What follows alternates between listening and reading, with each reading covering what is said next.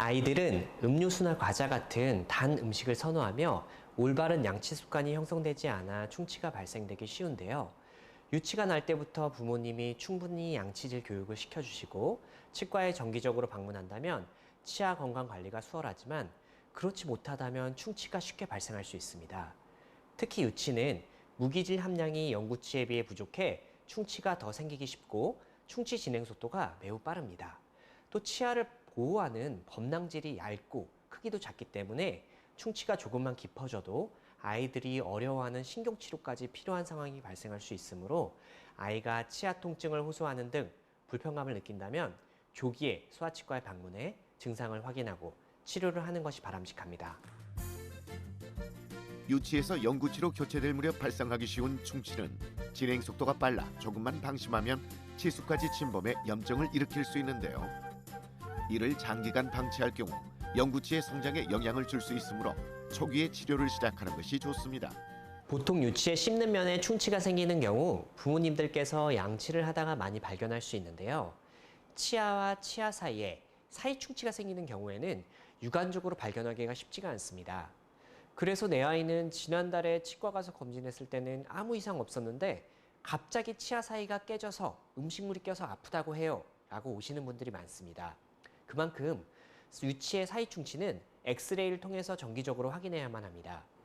유치에 충치가 생겼을 경우 어차피 빠질 치아이니 신경치료를 하지 않아도 된다는 생각하시는 분들이 많은데요. 신경치료를 하지 않고 방치할 경우 유치 아래에 자라고 있는 영구치 싹에 영향을 줄 수가 있고 신경치료로 살릴 수 있는 시기를 놓쳐 유치를 조기에 뽑아야 할 경우 부정교합의 원인이 될 수 있습니다. 따라서 유치의 충치가 깊을 경우 신경치료는 선택적으로 받아야 하는 치료가 아니라 반드시 해야 하는 필수적인 치료입니다. 신경치료 후 치아는 껍질만 남은 약한 상태이기 때문에 손상되기 쉽습니다. 이를 예방하기 위해 신경치료 후에는 크라운이라는 보철물을 씌워 남아있는 치아를 보호해줘야 하는데요. 만약 크라운을 씌우지 않은 상태에서 치아를 사용하면 씹는 힘을 견디지 못해 금방 부서져 결국 발치가 필요한 상황까지 발생할 수 있어 주의해야 합니다. 신경치료 후에 남아있는 치아를 보호하기 위해 꼭 필요한 유치 크라운의 종류에는 주로 흔히들 은니라고 불리우는 스테인리스 재질의 기성 크라운을 사용하는데요. 최근에는 웃거나 말할 때 은니가 많이 보이기 때문에 그걸 보기 싫어서 기성품이 아닌 치아색의 지르코니아 크라운으로 어린이의 구강에 딱 맞게 수복이 이루어지고 있습니다. 성인 지르코니아에 비해 비용도 저렴해서 부모님들의 부담도 덜한 편이고요. 무엇보다 유치가 건강해야 영구치도 건강하게 자랄 수 있습니다. 하지만 소아충치는 초기에 발견하기가 어렵고 증상이 심해진 이후에 알게 되는 경우가 많은데요.